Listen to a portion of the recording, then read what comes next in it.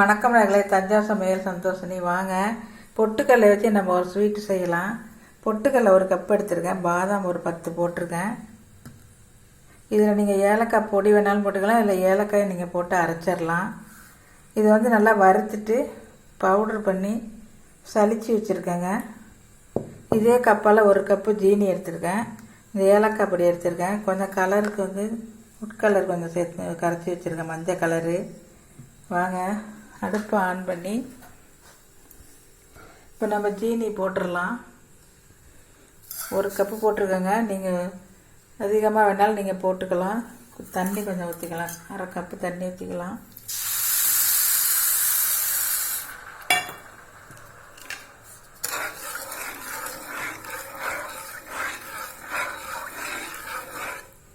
இது நல்லா கொதிக்கட்டும். நமக்கு கலர் சேர்த்துடலாங்க.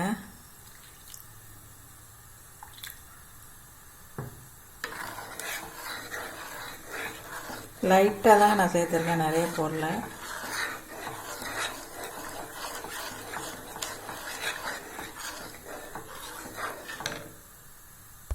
இப்போ நல்லா கொதிச்சிருச்சுங்க. இப்போ நம்ம அந்த பொட்டுக்கல்லை மாவை கொஞ்சம் கொஞ்சமாக போட்டு கிளறிடலாங்க. கொஞ்சம் கொஞ்சமாக போட்டு கிளறலாம். சிம்மில் வச்சுக்கலாம் அடுப்பை.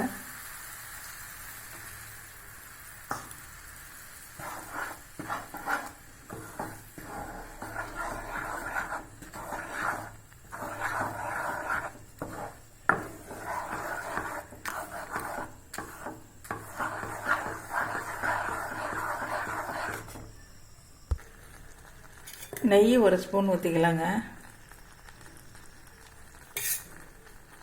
2 ஸ்பூன் ஊற்றிருக்கேன்.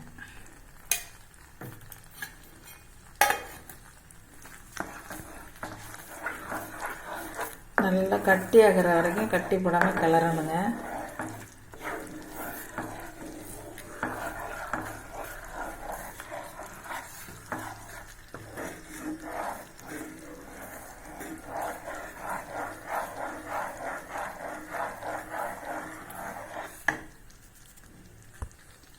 இந்த அளவுக்கு கட்டி ஆயிடுங்க. நல்லா இன்னும் நல்லா கட்டியாக வரணும்.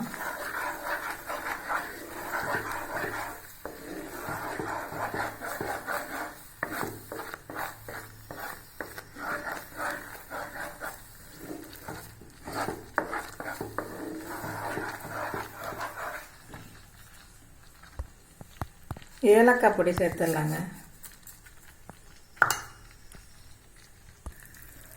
இந்த அளவுக்கு வரணுங்க. இது பாருங்க எப்படி வந்துருச்சுன்னு. கொஞ்சம் கூட ஒட்டாமல் வந்துருக்கு பாருங்க.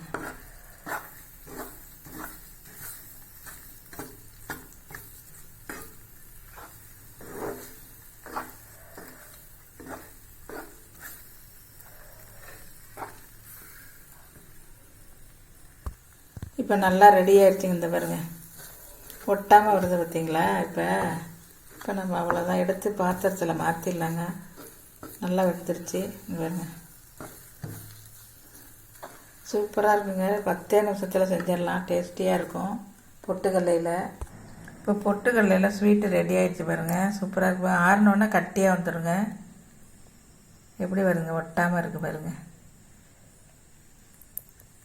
இல்லை ஆறினோன்னா கட்டி ஆகிடும். நம்ம கேக்கு மாதிரி கூட வெட்டிக்கலாம்.